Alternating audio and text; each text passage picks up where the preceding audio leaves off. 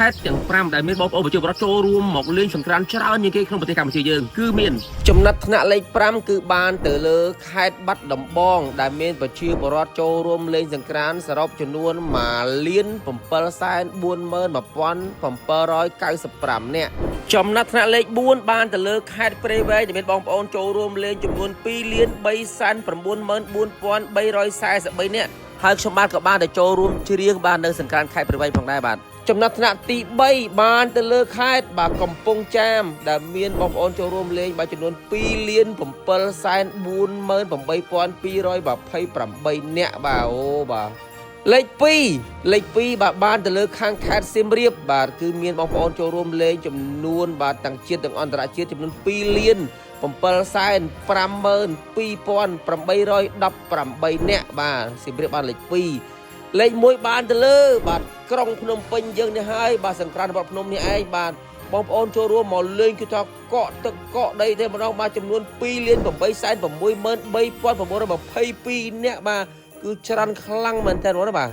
ហើយខេត្តដែលរៀបចំសង្គ្រាមបានស្អាតជាងគេមិនអាចប្រៀបផ្ទឹមបាននោះគឺមានតែអង្គរសង្គ្រាមហ្នឹងហើយបងប្អូនទាំងគ្នាគឺខ្ញុំមើលរូបភាពខ្លះខ្ញុំព្រឺសបល់មែនតើដោយសាររូបភាពនោះគឺថាអស្ចារ្យមែនតើហើយសូមសរសើរថ្នាក់ដឹកនាំក៏ដូចជាព្រឹទ្ធាចារ្យបាទលោកគ្រូអ្នកគ្រូរដ្ឋបាលខេត្តសៀមរាបក៏ដូចជាក្រសួងទេសចរណ៍អាជ្ញាធរអប្សរានិងក្រុមការងារទាំងអស់ទាំងចាស់ទាំងក្មេង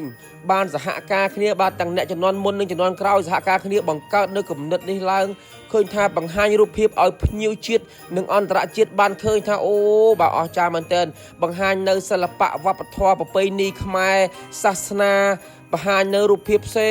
ងបាទខ្ញុំពិតជាសរសើរមែនទែនក្នុងការរៀបចំអង្គរសង្គ្រាមនេះហើយនឹងភ្ញៀវអន្តរជាតិគាត់មកលេងគាត់នឹងថតគាត់នឹងផ្ដិតរូបយកទៅផ្សព្វផ្សាយនៅប្រទេសគាត់ថាអូគាត់មកលេងអង្គរសង្គ្រាមមកលេង